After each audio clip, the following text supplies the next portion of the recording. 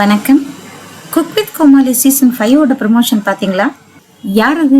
நம்ம ஷெஃப் தாமு கூட ஒருத்தர் இருக்காரே அப்படின்னு பாத்தீங்கன்னா ரொம்ப நியூ ஃபேஸ்ன்னு சொல்ல முடியாது.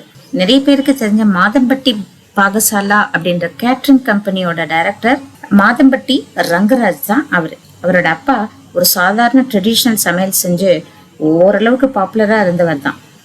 இன்ஜினியரிங் படிச்சுட்டு இந்த துறையில கால் பதிச்ச திரு மாதம்பட்டி ரங்கராஜ் அவரோட ட்ரெடிஷ்னல் குடும்ப பிஸ்னஸை ஒரு கார்பரேட் பிஸ்னஸா மாத்தின அசகாய சூரர்.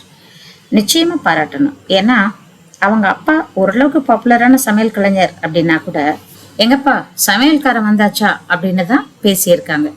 இதை பார்த்து வருத்தப்பட்ட ரங்கராஜ் சமையல் பிஸ்னஸை ஒரு கார்பரேட் பிஸ்னஸா மாத்த எடுத்த முயற்சியில வெற்றி பெற்று இருக்கிறதோட அவரோட வித்தியாசமான சமையல் முயற்சிகள் வெகுவாகவே பாராட்டப்பட்டிருக்கு.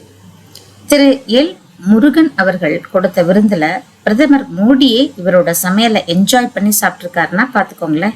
சரி, இவருக்கு குக் வித் கோமாளில என்ன வேலை அப்படின்னு கேட்டீங்கன்னா, நம்ம chef Venkatesh Bhat cook with கோமாளில இருந்து விலகிட்டதால அவருக்கு பதிலா இவர்.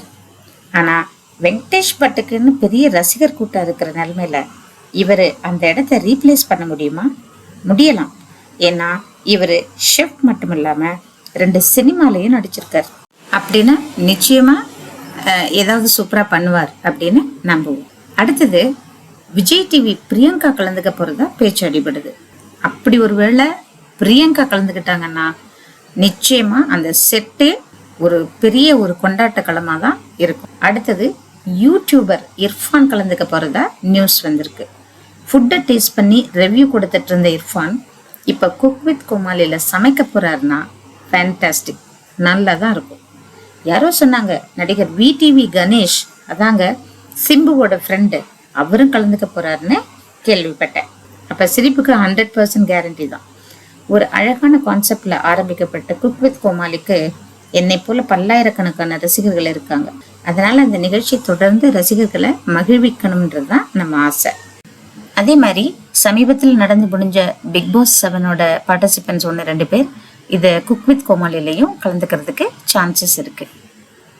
வெங்கடேஷ் பட் கிடையாது, பாலா கிடையாது, சிவாங்கி கிடையாது.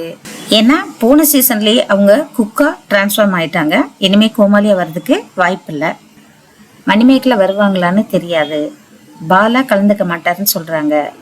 ஸோ இதெல்லாத்தையும் காம்பன்சேட் பண்றதுக்காக வலுவான போட்டியாளர்களை, மேபி ரொம்ப பாப்புலரான போட்டியாளர்களை இறக்குறாங்க அப்படின்னு நான் நினைக்கிறேன். குறிப்பா குக் வித் கோமாளியை தயாரிச்ச மீடியா மேசன்ஸ் நிறுவனம் இப்ப விஜய் டிவியை விட்டு வெளியே போயிருக்கு. தொடர்ந்து ரொம்ப பாப்புலரான ஷோஸை ப்ரொடியூஸ் பண்ணிக்கிட்டு இருந்த இந்த நிறுவனம் ஒரு சாதாரண ப்ரொடக்ஷன் கம்பெனி அப்படின்னு சொல்ல முடியாத அளவுக்கு நல்ல தேர்வு செய்து நிகழ்ச்சிகளை ரொம்ப தரமாகவும் எல்லாரும் பார்த்து ரசிக்கும்படியாகவும் மீடியா மேசன்ஸ் ப்ரொடியூஸ் பண்ணிட்டு இருந்தது. ஸோ அது விஜய் டிவியை விட்டு வெளியே போனது விஜய் டிவிக்கு ஒரு பெரிய லாஸாக தான் இருக்க முடியும். இன்னொன்று, cook with Comali director Parthiv Mani அவரும் வெளியில போனது தான் ரொம்ப ஆச்சரியமா இருக்கு, ரொம்ப அதிர்ச்சியா கூட இருக்கு.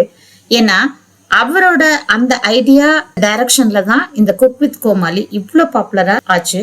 இப்ப அவர் இல்லாம அவரோட இடத்துல வேற ஒரு டைரக்டர் குக் வித் கோமாளியை ஹேண்டில் பண்ணும்போது அந்த நிகழ்ச்சியோட பரிமாணம் எப்படி இருக்கும், அது எப்படி வெளியில வரும் அப்படின்றது பொறுத்திருந்து பார்க்கலாம். சரி, நீங்க குக் வித் கோமாளி பார்த்துருக்கீங்களா?